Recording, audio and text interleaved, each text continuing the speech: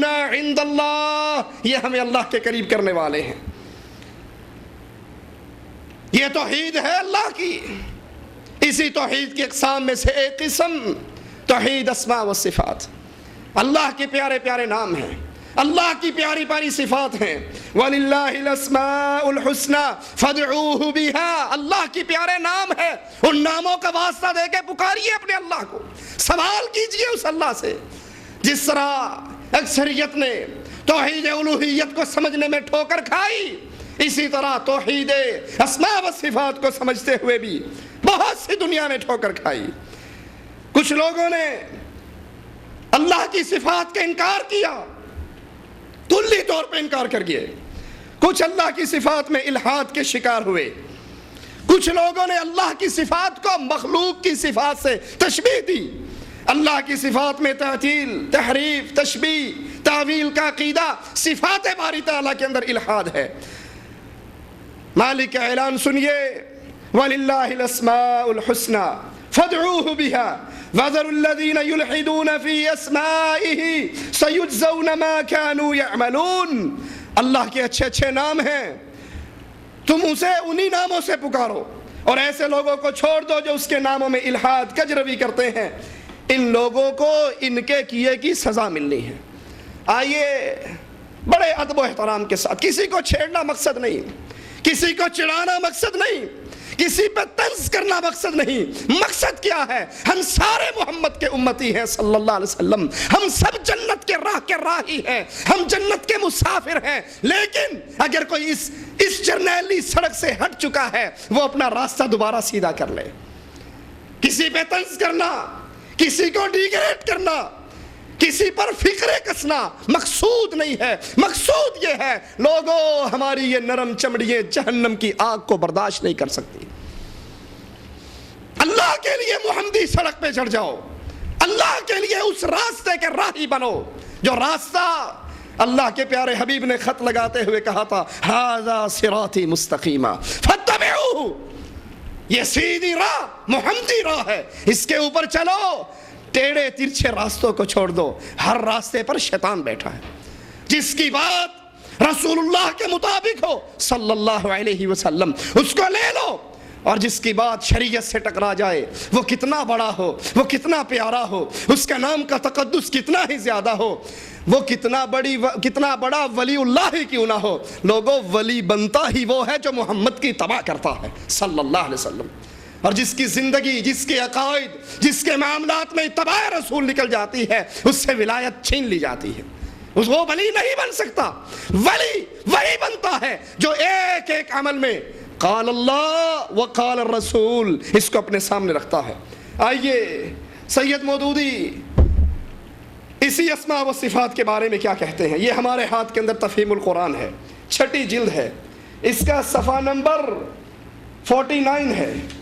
اس کے اوپر قرآن حکیم کی ایک آیت کا ترجمہ اور تفسیر کرتے ہوئے لکھتے ہیں، أَأَمِنْتُم مَّن فِي السَّمَاءِ أَن يَخْسِفَ بِكُمُ الْأَرْضَ فَإِذَا هِيَ تَمُورُ، کیا تم اس سے بے خوف ہو کہ جو آسمان میں ہے؟ یہ ترجمہ کر کے پھر تفسیر بیان کرتے ہیں، کہتے ہیں اس آیت سے یہ مطلب نہیں نکلتا، اس آیت کا یہ مطلب نہیں کہ اللہ آسمان میں ہے، اللہ آسمان میں رہتا ہے، اس آیت کا یہ مطلب نہیں۔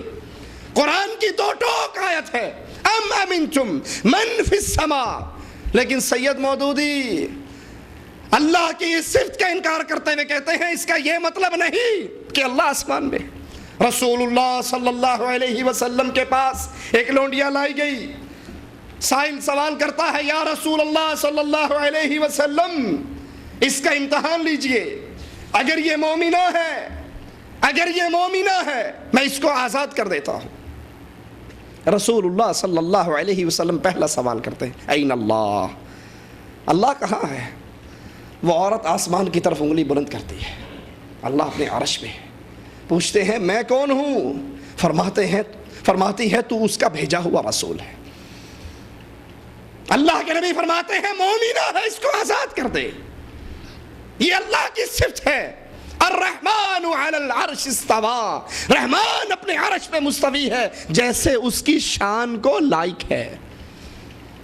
333 ہے قرآن حکیم کی ایک آیت، وَجَاءَ رَبُّكَ وَالْمَلَكُ صَفًّا صَفًّا، اس کو بیان کرتے ہیں، اس کا ترجمہ کرتے ہیں، کہتے ہیں اصل الفاظ ہیں جاء ربک، جن کا لفظی ترجمہ ہے تیرا رب آئے گا، لیکن ظاہر ہے اللہ تعالیٰ کے ایک جگہ سے دوسری جگہ منتقل ہونے کا سوال ہی پیدا نہیں ہوتا۔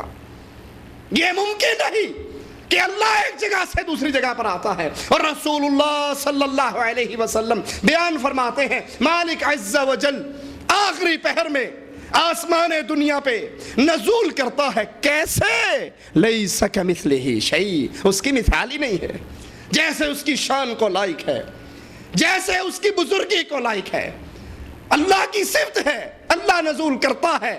جتنا آ گیا امام مالک رحمہ اللہ فرماتے ہیں اتنے پہ ایمان لانا ضروری ہے، سوال کرنا بدعت ہے۔ اللہ کی شریعت میں آ گیا، ہم ایمان لے آئے،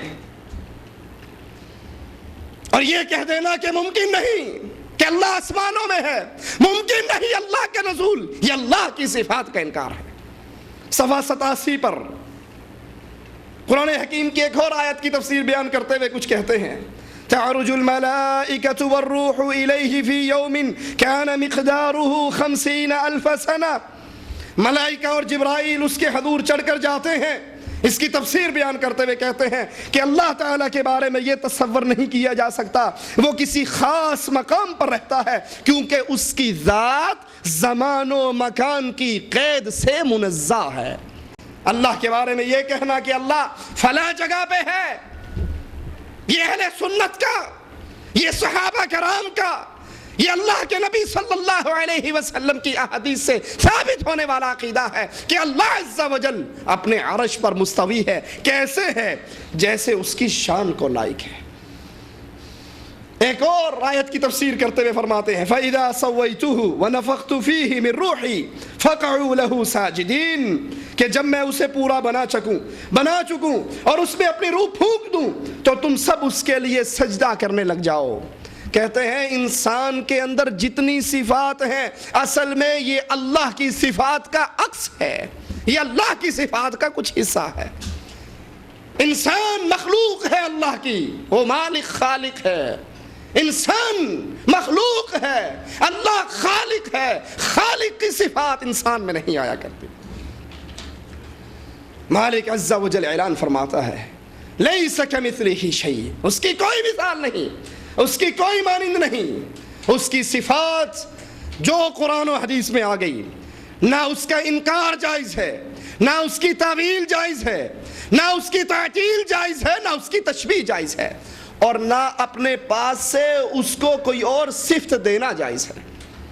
اللہ کی کوئی صفت ہمارے ہاں عام مشہور ہے، اللہ حاضر ناظر ہے۔ اللہ کا حاضر ہونا، حاضر مجرم ہوتا ہے عدالت کے سامنے، وکیل ہوتا ہے جج کے سامنے، سپاہی ہوتا ہے تھانے دار کے سامنے۔ ہم دن میں 5 مرتبہ اللہ کے گھر میں حاضر ہوتے ہیں، اللہ ہمارے سامنے حاضر نہیں ہوتا۔ اللہ اپنے عرش پر ہے جیسے اس کی شان کے لائق ہے، وہ ہمارے سامنے حاضر نہیں۔ یہ تو صوفیہ کا عقیدہ ہے، ادھر دیکھو تو ہی تو، ادھر دیکھو تو ہی تو، جدھر دیکھو تو ہی تو، مسجد میں تو، مندر میں تو، میں خانے میں تو، ہاتھ میں آئے تو رام، ہاتھ میں نہ آئے تو رحیم۔ ہمارے ہاں عقیدہ ہے اللہ ہر جگہ موجود ہے۔ حسبی ربی جل اللہ ما فی قلبی غیر اللہ، ہمارے دل کے اندر اللہ ہے، ادھر بھی اللہ ہے ادھر بھی اللہ۔ اور عقل کے اندھے مانتے ہیں کہ اللہ ہر جگہ پہ ہے۔ ان سے کہو اچھا ٹھیک ہے اللہ حاضر ہے، حاضر کا مطلب موجود ہے، یہاں پر ہے، مانگو دعا اللہ سے۔ دعا مانگتے ہوئے ہمیشہ حاضر کا قائل بھی ہاتھوں کو آسمان کی طرف بلند کرتا ہے۔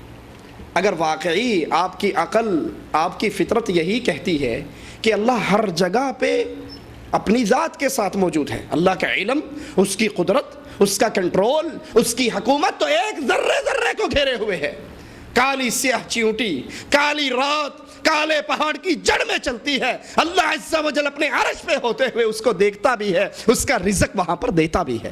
یہ اس کی قدرت ہے، یہ اس کا علم ہے، یہ اس کا کنٹرول ہے، اس کی ذات ہمارے سامنے حاضر نہیں، ہر جگہ پہ حاضر نہیں، بلکہ اس کی ذات ام امنتم من فی السماء الرحمن علی العرش استوى، رحمان اپنے عرش پہ ہے، جیسے اس کی شان کو لائق ہے۔ وہ ہاتھ اٹھاتے ہیں سوال کرنے کے لیے، ان کے خالی ہاتھ آسمان کی طرف بلند ہوتے ہیں۔ ان سے کہو اگر واقعی آپ کا یہ عقیدہ ہے کہ اللہ ہر جگہ پہ حاضر ہے تو کم از کم یوں مانگ لیا کرو، اللہ یہاں بھی تو ہے نا، اے اللہ دے دے، یوں دے دے، یوں دے دے، یوں دے دے، یہاں سے دے دے۔ یہ خالی ہاتھ آسمان کی طرف بلند کیوں ہوتے ہیں؟ آپ کی فطرت سلیم آپ کو آواز لگاتی ہے ان خالی ہاتھوں کو بھرنے والا اللہ عرش میں ہے۔ اللہ کی کوئی صفت کہ وہ اپنی ذات کے اعتبار سے حاضر ہو شریعت اسلامیہ میں ہمیں نہیں ملتی۔ اللہ اپنے عرش پہ ہے، اس کا علم، اس کی قدرت ہر جگہ پہ ہے۔ لیکن آئیے رسائل و مسائل جلد 4 کے اندر سید مودودی صاحب صفحہ 102 پر فرماتے ہیں،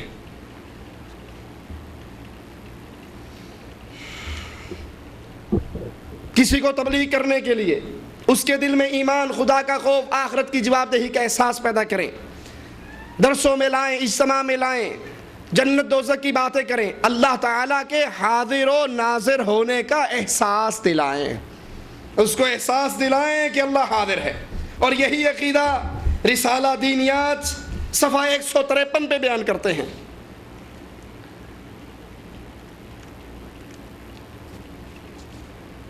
تمہارے اندر نماز سے خدا کا خوف، اس کے حاضر و ناظر ہونے کا یقین پیدا ہوا ہے یا نہیں؟ اللہ کی کوئی صفت حاضر نہیں، وہ رحمان ہے۔ بندے اللہ کے سامنے قیامت کے دن پیش ہوں گے، فرشتے اللہ کے دربار میں چڑھتے ہیں، ہم اللہ کے گھروں میں حاضر ہوتے ہیں۔ جو حاضر ہو اس کی قدر کم ہوتی ہے، جس کے سامنے حاضر ہو اس کی عزت زیادہ ہوتی ہے۔ اسی لیے پولیس والا تھانے دار کے سامنے، تھانے دار ایس پی کے سامنے، وکیل جج کے سامنے، وزیر اعظم کے سامنے، اللہ کے لیے مثال نہیں، بات سمجھانے کے لیے عرض کرتا ہوں، اللہ اپنی ذات کے ساتھ اپنے عرش پر مستوی ہے جیسے اس کی شان کو لائق ہے۔ یہ دین اسلام جس پہ چلنے کے بدلے میں اللہ عز و جل نے جنت کا وعدہ کیا ہے، جنت کا اعلان کیا ہے، جو اس اسلام کے راستے پر چل کر آئے گا اس کے لیے ہمیشہ کی جنتیں ہیں۔ اسلام کی یہ عمارت 5 ستونوں پہ استوار ہے۔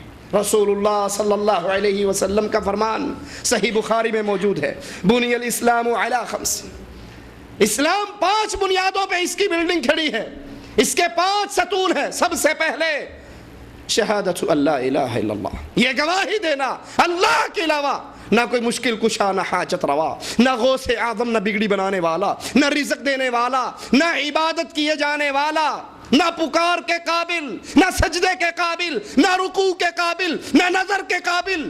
یہ ساری صفتیں ہیں تو ایک عرش والے اللہ کی، رکوع بھی اس کے سامنے، سجدہ بھی اس کے سامنے، مشکل میں پکارا بھی اس سے جائے گا، دکھ میں آواز بھی اسی کی طرف لگائی جائے گی، مانگا بھی اس سے جائے گا۔ لا الہ الا اللہ، کوئی ایسی ذات نہیں جو معبود برحق ہو، اور محمد کریم صلی اللہ علیہ وسلم اللہ کے رسول صلی اللہ علیہ وسلم، یہ پہلا رکن ہے اسلام کا۔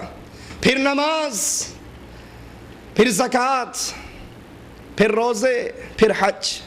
رسول اللہ صلی اللہ علیہ وسلم کے پاس ایک شخص آیا اور آ کر سوال کرتا ہے، اے اللہ کے نبی، مجھے کوئی ایسا عمل بتائیے جس کے کرتے ہی میں اللہ کی جنت میں داخل ہو جاؤں۔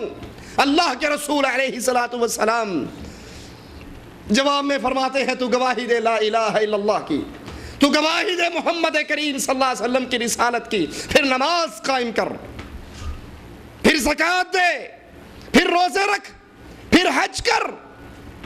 وہ کہتا ہے اللہ کی قسم، جتنا دین آپ نے بتایا ہے نہ اس میں اضافہ کروں گا نہ اس میں کمی کروں گا۔ اٹھ کے جاتا ہے۔ رسول اللہ صلی اللہ علیہ وسلم فرماتے ہیں، اگر کوئی یہ چاہتا ہے دنیا میں چلتے ہوئے کسی جنتی کو دیکھ لے، اس کو دیکھ لو، اگر یہ سچا ہے تو جنتی جا رہا ہے۔ یہ ارکان اسلام جس کو امام بخاری رحمہ اللہ